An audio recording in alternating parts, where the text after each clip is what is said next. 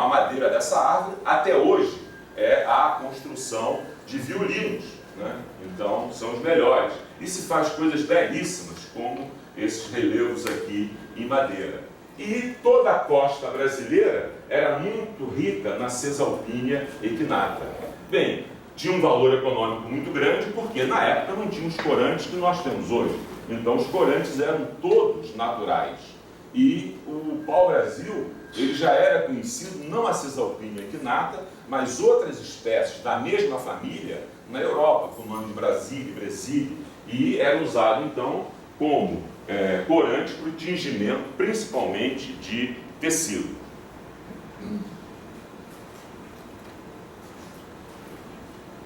O que tem o pau-brasil? O pau-brasil tem essa substância brasilina, que, quando exposta ao ar, ao oxigênio do ar, leva a brasileína. E é essa, então, que vai conferir aquela cor vermelha.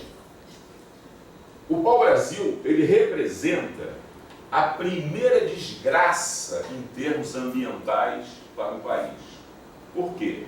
Como era uma árvore que tinha um grande valor econômico, nos 100 primeiros anos de colonização foram derrubados 2 milhões de árvores, cerca de 50 por dia. E foram varridos 6 mil quilômetros de Mata Atlântica. É por isso que hoje nós temos simplesmente só 7% da cobertura vegetal de Mata Atlântica do nosso país. O pau-brasil era muito rico, você encontrava muito pau-brasil, por exemplo, na região de Cabo Frio. E hoje você encontra o pau-brasil aonde? Nas cerimônias. Então, qualquer diretor, reitor aí sempre planta no dia da árvore um pau-brasil. Eu já plantei alguns. Como é que eles faziam isso? Primeiro que eles invadiam mata dentro, iam derrubando as árvores, como hoje é feito na Amazônia. Só que eles não tinham essas grandes máquinas que nós temos hoje. A madeira era cortada em toras, e essas toras eram exportadas direta para a Europa. Elas iam principalmente para a Holanda. E na Holanda é que existia a grande burguesia comercial. E de cada tora de 1,5 m, com cerca de mais de 30 quilos aqui, eles raspavam, transformavam aquilo numa grande serragem e dali então eles extraíam esse corante. E durante muitos anos, esse foi o principal produto da economia brasileira. Mesmo porque os portugueses, em princípio, não se interessaram pela terra. Por quê? A Índia tinha as especiarias. Vasco da Gama já tinha chegado em 1498 à Índia. Já havia inaugurado a maior rota marítima que se tem comercial, que se tem conhecimento. Mas quando os franceses começam a se interessar pela madeira, os portugueses então retomam o interesse pela terra. O que é interessante é que grandes químicos trabalharam com o pau-brasil. Por exemplo, Robert Robinson foi quem determinou a estrutura da brasilina.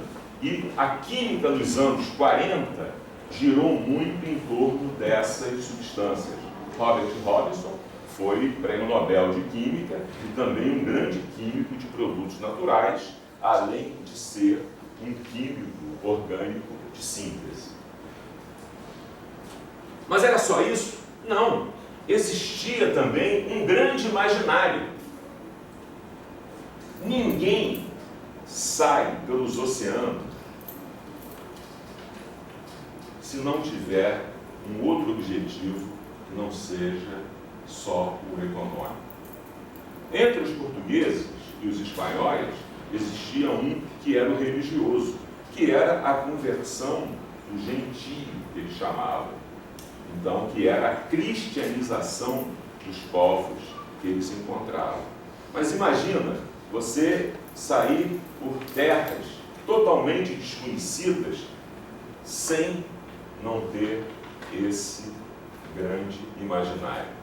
É como muitos de vocês aí fazem uma dissertação, fazem uma tese, mas fazem. Não estão envolvidos, às vezes, com aquele trabalho ali. Então, qualquer trabalho, qualquer aventura, exige, antes de tudo, um imaginário.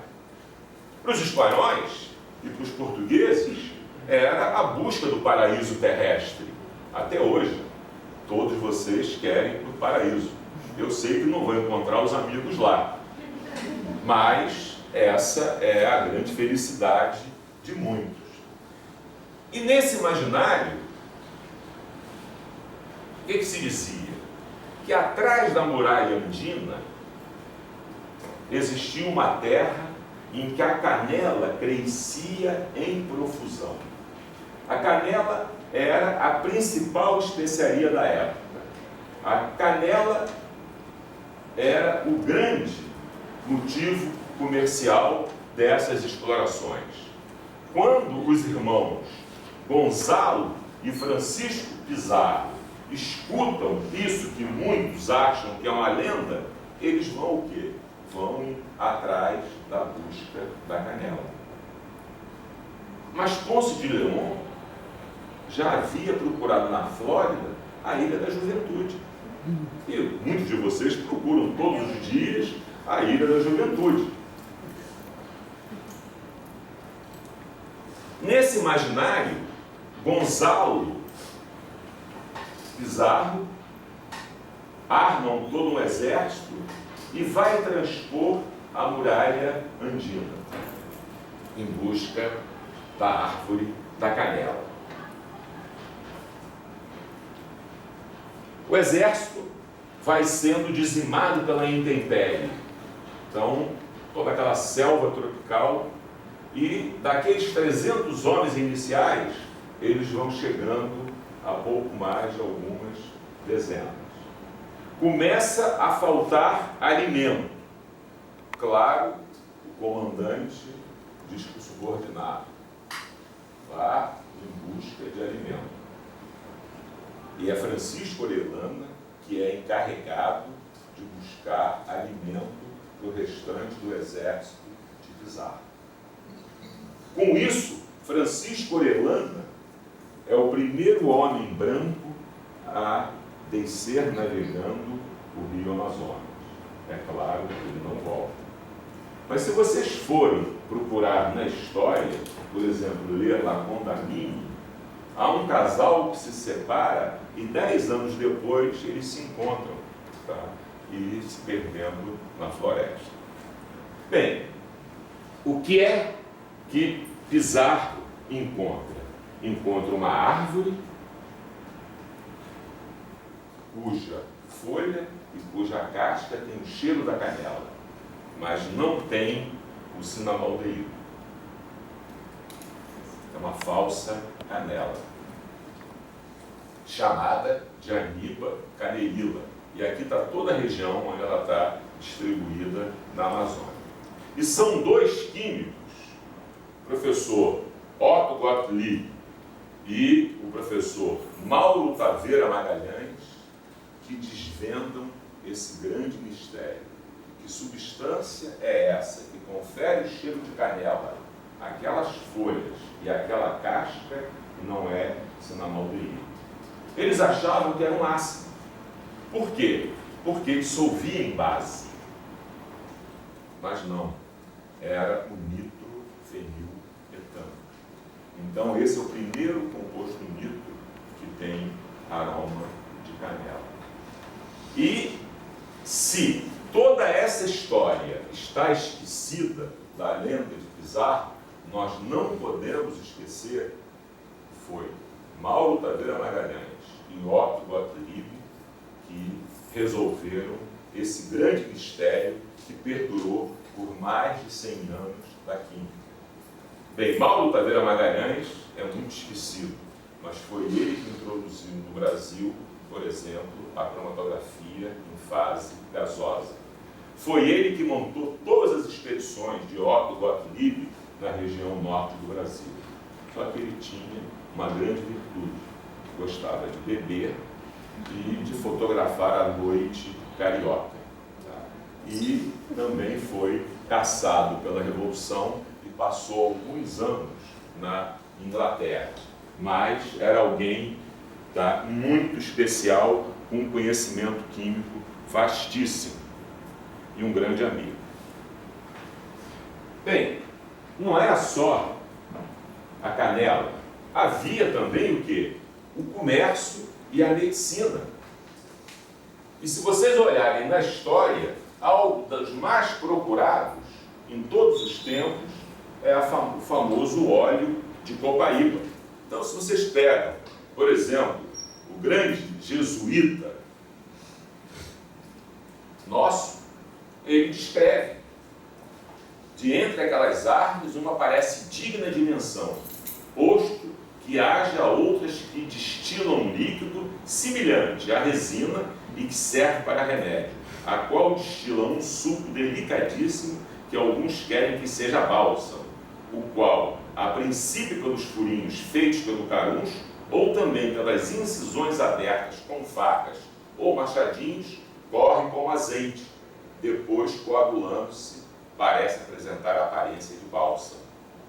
O cheiro que desprende não é muito forte, mas agradabilíssimo, e é excelente para curar feridas, porque nem mesmo restam vestígios de cicatrizes, como dizem que se provou pela experiência. Isso, então, é o famoso óleo de copaíba, que durante anos e anos, e até hoje, é usado, então, na nossa medicina popular. E eu não sei porque hoje ainda não é um fitoterápico para, principalmente, tratamento animal, porque é um cicatrizante dos mais importantes, dos melhores. Bem, isso aqui, então, mostra o quê? Mostra a copaimbeira, como eles faziam uma incisão no tronco, a meia altura. Tem toda a lenda também que você não pode fazer a coleta em noites de lua cheia, então as mulheres não podem estar naqueles dias. Tudo isso faz parte da lenda brasileira. E o óleo de copaíba também é muito usado, principalmente em pinturas de porcelana. Então, um quadro aqui de Rembrandt, então, que eles usam óleo de copaíba. Se vocês forem hoje olhar nas artes, toda pintura em porcelana se utiliza do óleo de copaíba. E esses aqui, então, são os terpenoides encontrados nas copaíferas brasileiras. Então, aquilo que coagula e parece bálsamo e vira uma resina, simplesmente é uma polimerização. Em função do quê? Em função da estrutura de algumas dessas substâncias. Vocês vão ver que tem várias ligações duplas, e isso, então, vai levando à polimerização. Também, no caso do ácido copárico, do óleo de copaíba, foi quem descobriu a estrutura, foi novamente Carlo Gerassi, com Nakano, que é um venezuelano que trabalhou com Carlo Gerassi. Se vocês forem olhar, foi a primeira vez que se utilizou a cromatografia em fase gasosa para mostrar, então, 3 isômeros presentes naquele óleo, já que essas ligações duplas, dependendo do processo de extração, elas migram, então, para 7, 8, aqui é 8, 14, e vocês, então, podem ter, então, essa polimerização, e é isso que faz com que seja usado, então, na pintura.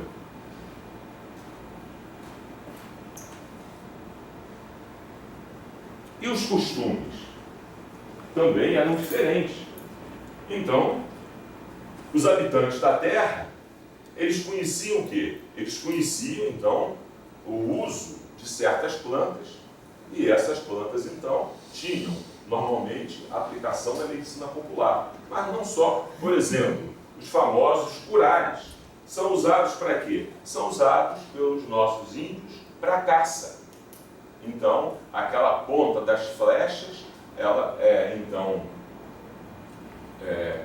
lubrificada com o extrato de 2 plantas, e essa seta, então, consegue paralisar a caça em fração de segundos.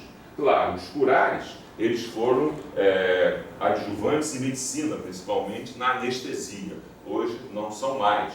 Também, vários químicos trabalharam com os curares, ganharam o prêmio Nobel. Bem, um brasileiro muito importante que trabalhou com o curare foi o Paulo Carneiro, esse que eu ganhei a medalha da Unesco, Academia Brasileira de Ciências e Academia Brasileira de Letras. Então, o Paulo Curare, era um engenheiro civil. Na época não existia química aqui, principalmente no Rio de Janeiro e no Brasil, mas no 4º ano da engenharia eles podiam fazer uma especialização. E ele fez em química, foi para o Pasteur em Paris, trabalhou com Curare e depois foi diplomata na Unesco durante muitos anos e é alguém bastante importante aí. E Marine Bertollo, que já esteve aqui, não era essa sala aqui, mas Marine Bertollo, que tinha 1,98 m, né, também trabalhou com o Curare, o italiano, que fez também excelentes trabalhos na área de química de produtos naturais. Mas a definição mais elegante, mais bonita de Curare é dada pelos professores Walter Batista Mohr e Otto R. Gottlieb. Então você não precisa saber nada sobre Curare, mas lendo essa definição você tem ideia de como eles atuam.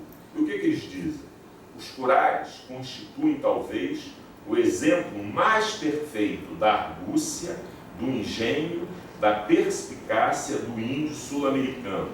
Em quase todos os recônditos do Grande Vale, descobriu ele aquelas plantas que, embora botanicamente diversas, podiam fornecer-lhe o veneno, inócuo por via oral, do qual uma gota injetada permitia prostar a caça em fração de segundos.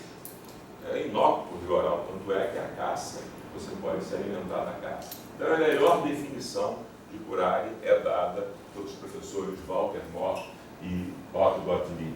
E foi publicado numa revista que era muito importante, que hoje desapareceu, venezuelana, chamada Interciência, que mostra que quando você tem bons editores, você consegue levar uma revista à frente e ter prestígio.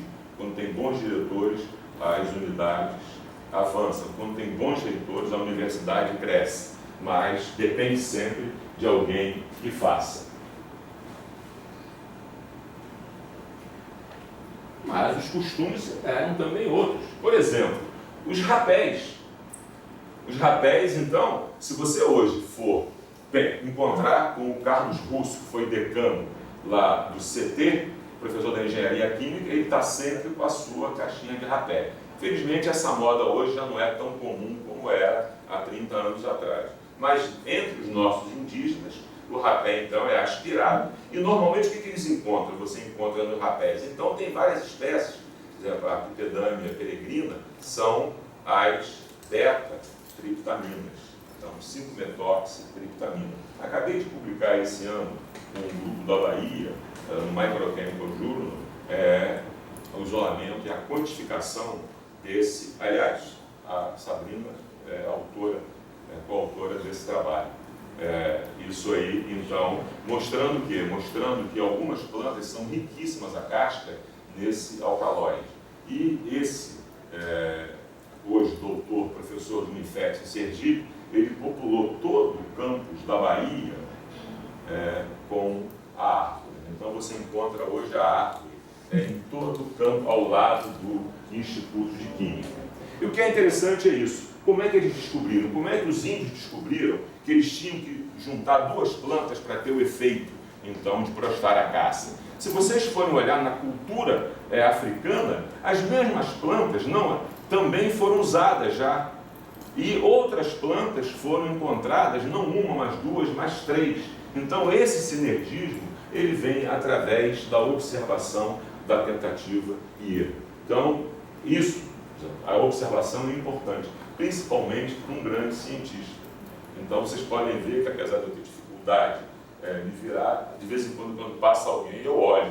Não são todos, mas a observação sempre é importante.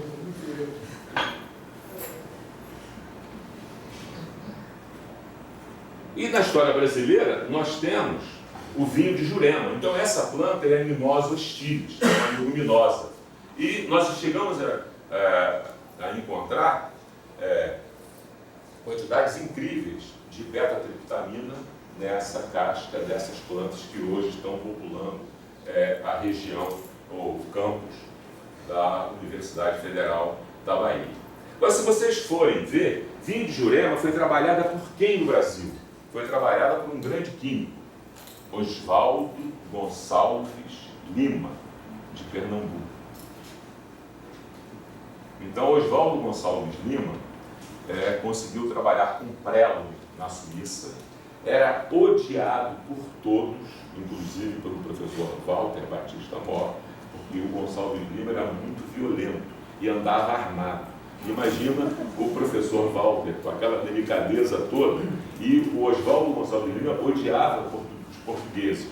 Tá? E ele estudou na escola de Química na Praia Vermelha, mas ele conseguiu criar o Instituto de Antibióticos, que foi de grande importância e foi um dos grandes institutos de pesquisa em produtos naturais no Brasil. Além de trabalhar com Préloga, ele foi editor do Journal of Antibiotics e tem também uma história, apesar de toda essa história que eu contei aqui. Mas vocês não fiquem impressionados que daqui a pouco, quando eu for embora, voar, vão falar a mesma coisa. Então, por isso, eu já... E vocês encontram aonde? Vocês encontram a descrição do vinho de Jurema em Iracema, que eu acho que todos leram aí para fazer vestibular. E o que diz ali em Iracema? Vem Iracema com igabaça cheia de verde licor. Araquém decreta o sonho de cada guerreiro e distribui o vinho de Jurema, que transporta ao céu o valente Tabajara. Este grande caçador sonha que os veados e as pacas correm de encontro às suas flechas para se transpassarem nelas fatigados. Outro, fogoso em amores, sonha que as mais belas virgens tabajaras deixam a cabana de seus pais e o seguem cativas de seu querer. Nunca a rede do chefe embalou para suas virgens. O herói sonha tremendas lutas e horríveis combates de que sai vencedor. O velho renasce na prole numerosa. O pajé que tudo escuta e vê o segredo no íntimo d'alma. Então essa é a descrição do vinho de Jurema.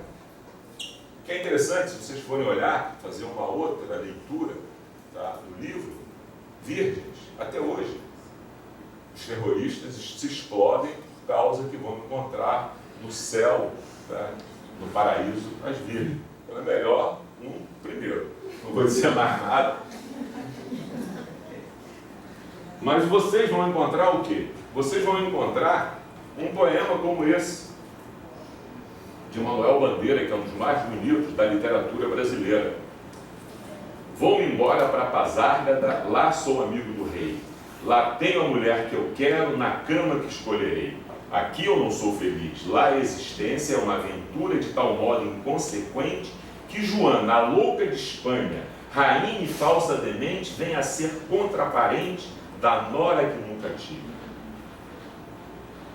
E como farei ginástica, andarei de bicicleta, montarei em burro bravo, subirei no pau de sebo, tomarei banho de mar. E quando estiver cansado, deito na beira do rio, mando chamar a mãe d'água para me contar histórias, que no tempo deu o menino, Rosa vinha me contar. O Pazárgada tem tudo, é outra civilização, tem um processo seguro de impedir a concepção, tem telefone automático, tem alcaloide à vontade, tem prostitutas bonitas para a gente namorar. Vocês podem não saber o que são alcaloides, mas Manuel Bandeira sabia. E quando eu estiver mais triste de não ter jeito, quando de noite me der vontade de me deitar, lá sou amigo do rei. Então, Manuel Bandeira talvez seja o modernismo, o poeta nosso mais importante. E esse poema, então, mostra aquele conhecimento. Por quê? Ele habitava aquela região da Lapa ali. Então, ele tinha um contato direto com os alcaloides.